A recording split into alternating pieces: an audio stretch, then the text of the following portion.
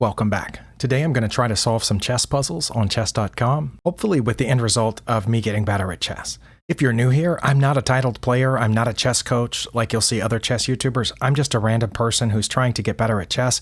My rapid rating on chess.com is down there in the corner in case you're curious as to how I'm doing right now. It's below 1200. Here I am going to click puzzles, and last time I made it to 1843, that's my puzzle rating, which as with most people is higher than my rapid rating and so on. First thing I look for in puzzles is checks, then captures, and then threats. Here I have a couple of checks. One is here. I also have 3 checks over here with my queen, but I don't think any of those are good.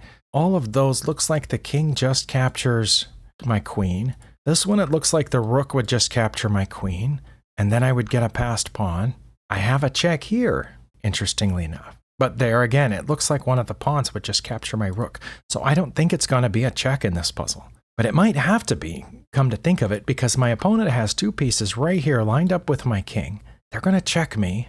I'm going to have to move left, up or down to h3. No, wait, they're not. My queen's guarding that. Okay. So I am safe from mate as long as I leave my queen there for a second. Okay, so that helps. But even knowing that my queen guards g2, it still doesn't make any of those checks better, because again, this gives up a rook. And when I do that, if I move that rook off that rank, it gives up defense of my d-pawn, which might be one of my assets here. Looking around the board, any given rating system I think would give a little bit of rating or evaluation points to this pawn because it is a passed pawn. I think technically it's the only passed pawn on the board, but right now my opponent has 2 pieces aimed at that pawn. I could advance it, but then that keeps my queen from guarding my g2 pawn, so I don't think that's a good idea. I could advance this pawn, attempting to create a second passed pawn. They wouldn't take it, I don't think. They might. If they took with their b pawn on c5, I assume I would take their queen at that point. Then they would take my queen, then I would take back their pawn, and I would have an unopposed passed pawn with no enemy pieces pointed out. But then they could move their rook back over and get behind it at that. I would still have 2 rooks. My opponent would still have 2 rooks. The other thing is threats. Can I threaten checkmate in any way? I don't know that I can. Well, maybe I can, because there is a capture here. I didn't look at all the captures, did I?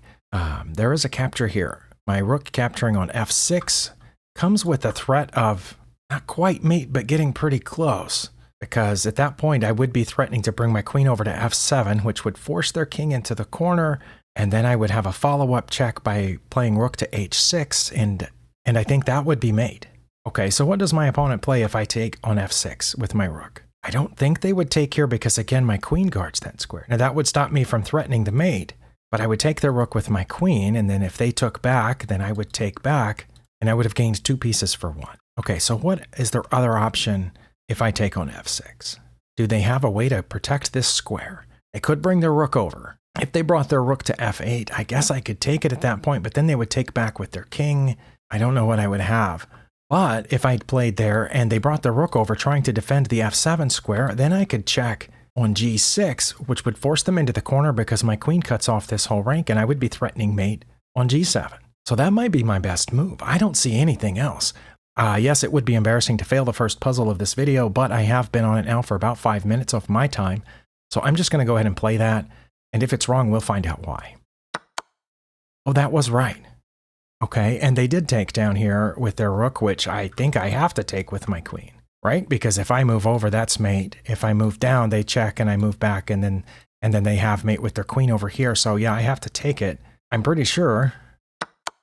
And then I have to take back. I don't have. Yeah, actually, there it's forced. Okay. So we reasoned that out, and it worked. Oh, that has a low pass rate of 37%. So I'm pretty happy that I got it. The theme was rooks on the 7th. I don't think that's correct, but I don't know what the theme was, so I'm not going to mess with it like I normally do. I guess the thing was that like we figured out that they didn't have any other options there, or they didn't have any good options there. Okay, I had almost convinced myself I was going to fail that puzzle, so it feels nice to have not failed it. I'm going to go on to the next one. This looks like we're not very far out of the opening. I'm not sure what the situation is here. It appears that my opponent has played g3 with the intent to fianchetto their light-squared bishop so they can castle, and that was a blunder, because in puzzles, when the opponent has moved first, now there are some puzzles like the daily puzzles where you don't see what the opponent's last move was, but typically in puzzles where you do see the opponent's last move, that turns out to be a blunder.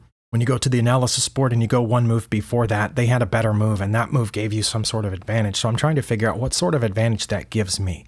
It doesn't give me this fork here of the king and the rook, because that square is defended by the knight. Let's see, I can't catch. Do I have any checks? I think that's the only check that I have in this position is bishop taking on c3, but don't see any other checks. Captures, there's this, and of course that as well. That would just be an even trade, I think. But capturing on d5 would, I think, be foolhardy because both their knight and their queen could take there. And if their queen took there, of course, it would be helping to defend the knight on c3.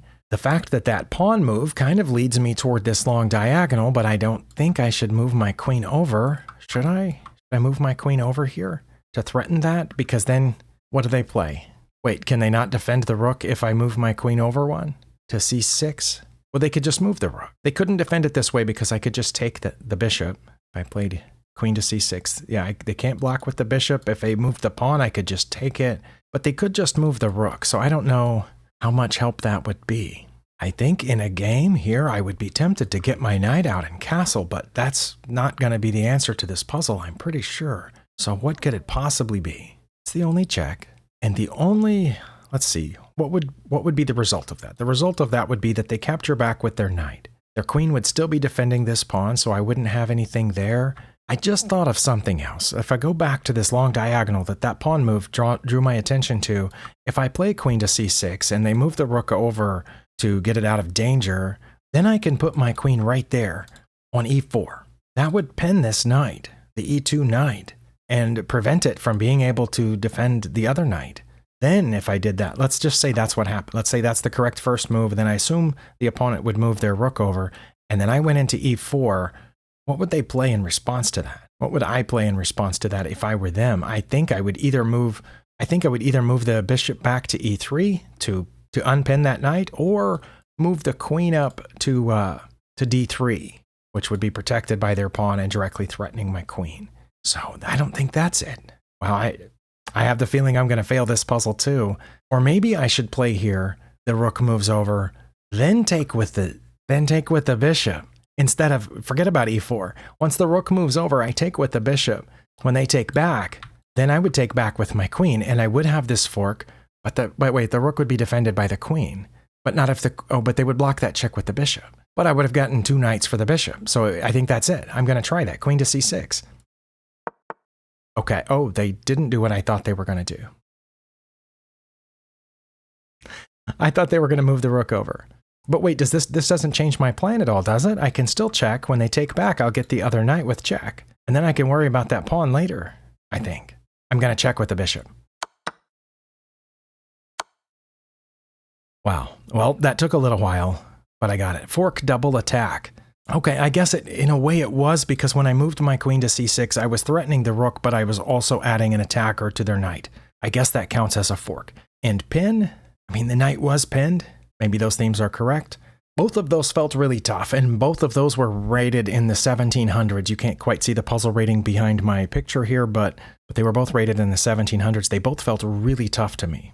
But I guess not as tough as some of the ones that I fail. Also, my confidence might be down a little bit because I've lost so many rapid games recently that it's bruised my confidence, so I assume I'm going to fail these puzzles, just like I often go into those games assuming that I'm going to lose those games. Okay, again we have a fianchetto pawn being moved, looks like with the intent to get the bishop out on this light square diagonal. Was that supposed to draw my attention to something? But this time I'm the one who has a bishop pointed at my queen and pinning a knight. What would I do in a game here? Honestly, I think I would play a3 here to force that bishop to make a decision. Does it want to take, or does it want to drop back? Oh wait, yeah. If I play here, it kind of has to take, doesn't it? Because if it drops back, it gets trapped by my other pawn. Okay, so I play a3 and it takes. Let's just say that's it, because I don't have a check in this position. Wait, yes I do. Wait, I do have a check in this position. Okay, well, I'm going to go ahead and follow out the thought that I was on before I go back to the checks, which is what I should have started with. If I play here and they take my knight, then I take back with either the knight or the pawn. And then I don't have a follow-up. Okay, so I should have started with checks. I do have a check in this position, which does directly threaten this bishop. And that might be the problem with moving that pawn. I think it is, because normally when there's a bishop here and this diagonal is open and you check, they block that check with the knight, which protects the bishop that's here that you're also double attacking. But in this case, they couldn't do that. Well, they could, but I could just take it because that pawn has been moved and it would not be protecting that knight. Okay, so I think that's it. I think it's the queen to a4 check. They'll have to block that check with either the queen or their bishop, I think, or this pawn, and then I'll take this bishop. So I'll just go up a free bishop. Oh, I didn't think they were going to block with the knight because that pawn isn't defending it. So now I can just take the knight with check and be threatening their rook. But then they'll block with the bishop. Okay, so I take here with check. They block with their bishop. So then the rook is protected and I can't come back. So do I take this pawn, which threatens that knight, right? Because if I take there, I'm trapped, I think. Okay, so what if I take on d5 right now, threatening the knight with the pawn? They could take back with either their queen or their knight at that point because I can't take back with this knight because this knight is pinned. Okay, so that didn't work out as well as I thought because even though that knight is free, I'm just going up a knight, but then how do I get out of there? I guess I would have to get out this way. That would be my only safe square at that time would be b7, and then they could move I guess they could move their rook over, and yeah, I'm going to go ahead and take the knight. I don't like it but my queen isn't completely trapped. I get a piece and then I get out. And if they block with anything besides the bishop, then I'll take the rook. Okay, they did block with the bishop. Well, that is my only safe square because here a pawn gets me, here a pawn gets me, here a pawn or a knight gets me. If I go there, a pawn or bishop gets me. So yeah, I have to go to b7, right? The theme on that was bishop pair.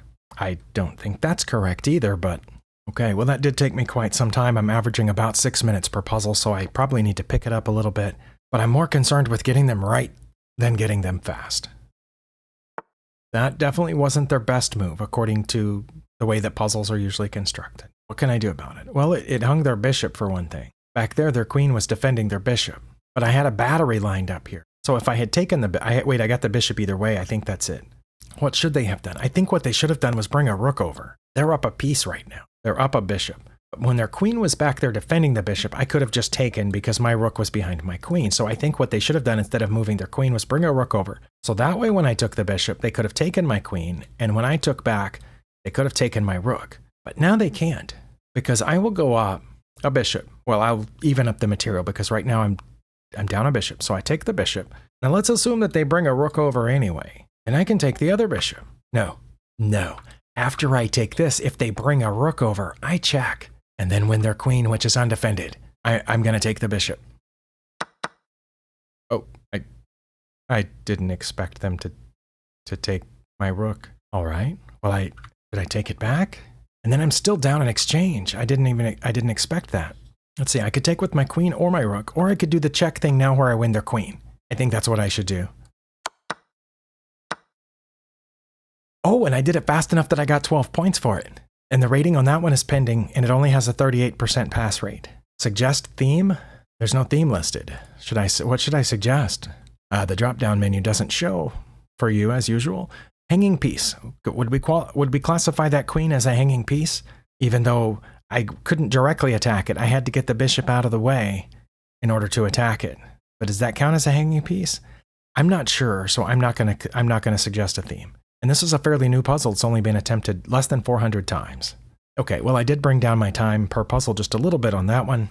Hopefully you understood what I was talking about. My thought process is there. Oh no, wait, which color am I? White? Playing with the white pieces.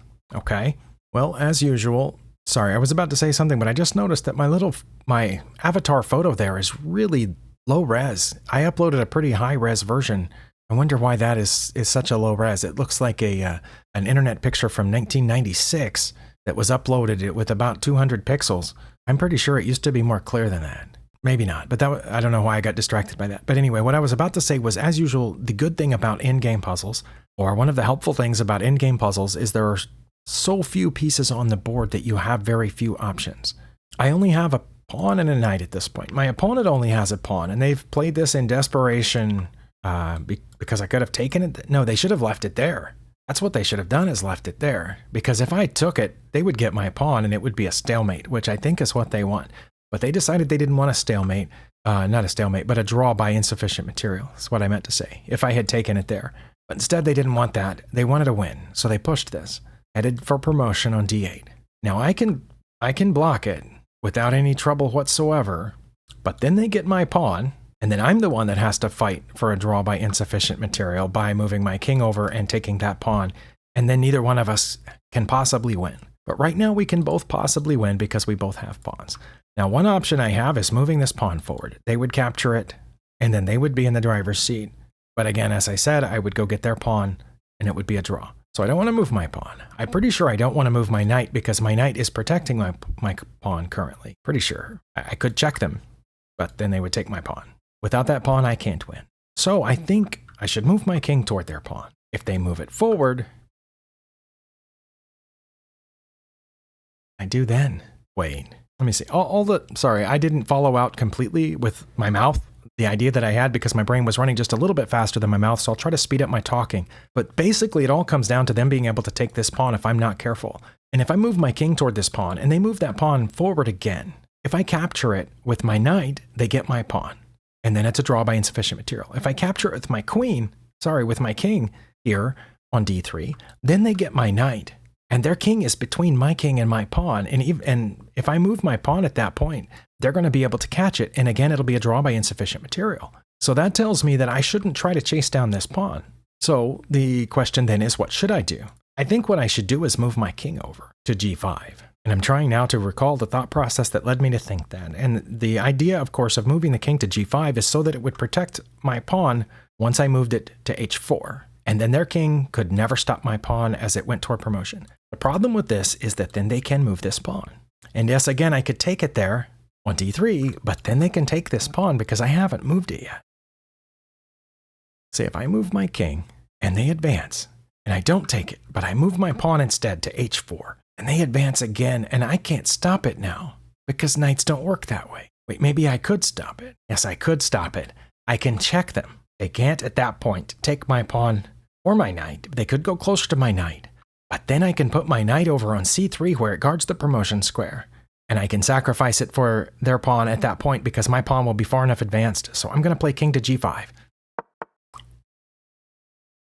And we calculated here that this is losing because they take my pawn. Not losing, but drawing. And I don't want to draw. I want to win. So I'm going to let them go.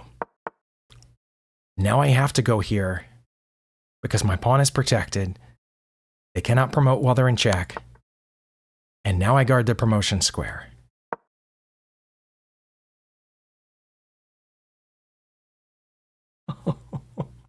I am so happy I got that one. Oh my goodness, and almost all my time is up, but that one was tough. Oh wow, I am going to move my camera view. I don't know if you can see the rating there, but that puzzle is rated 2033. I think that's the highest rated puzzle that I've done in a while. I just had to show it because I've been doing puzzles rated 17 and 1800s. That one jumped into the 2000s. Theme, endgame tactics, yes. Passed pawns, yes. Simple? I don't know what they mean by simple, but that did not seem simple at all to me. I did get it, but it didn't feel simple. Well, I have time for one more puzzle. Let's do that. Okay, I am playing with the white pieces. It says I only have 2 pieces, and a king, and 2 pawns. Oh no, I have 3 pawns. That pawn is oddly placed.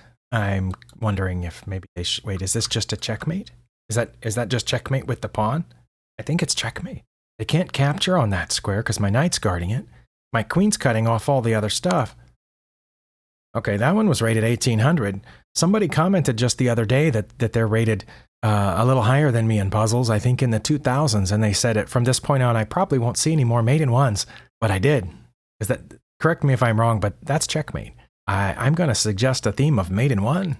I almost didn't see it. What caught my attention was that these 2 pawns could have captured each other, and instead of capturing my pawn, they did whatever they did with their rook over here. I don't remember where it said it came from, but their last move was a rook move, and I'm wondering why they didn't take that pawn. And so because anytime when I start a puzzle and I see that 2 pieces can take each other like 2 knights facing off, and they could have just taken my piece instead, I'm wondering why they didn't.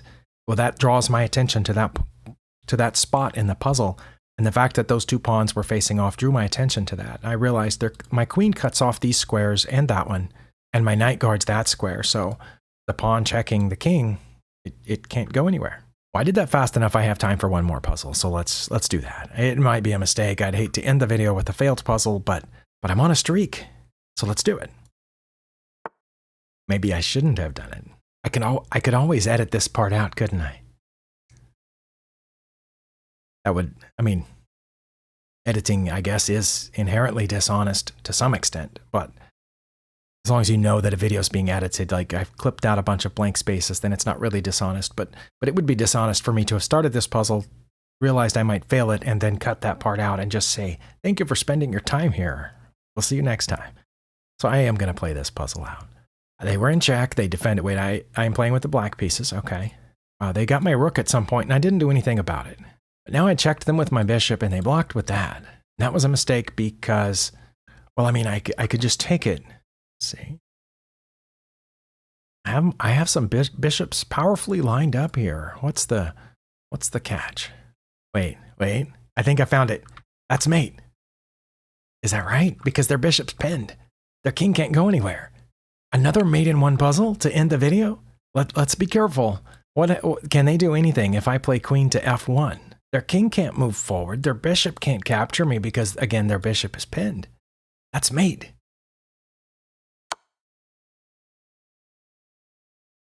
And that was rated 1986. So I got 2 mate in one puzzles here, rated in the 18 and 1900s. And now I am past my 30 minutes, so I am going to end this video. I was so tempted when I saw that puzzle that looked like it was fresh out of the opening. That's my worst part. That's the worst part of my game in chess, I think, is right out of the opening when you're transitioning into the middle game. And that's what that looked like. And it looked like I had already blundered away everything by giving away my rook to that knight. So I almost just stopped and switched the screen back to the other puzzle and edited this out. Wow, I was so tempted. But I'm glad I didn't. I found the mate in one. Thank you for watching. Hopefully you got something out of this. And if not, thank you anyway for spending your time here. Hopefully you're getting better at chess. I'd like to think that I am. My rapid rating says I'm not, but I think I'm kind of in a holding pattern and I'm building up some knowledge with the e4 openings that pretty soon, maybe, I'll unleash on the rest of the chess world. I'll see you next time.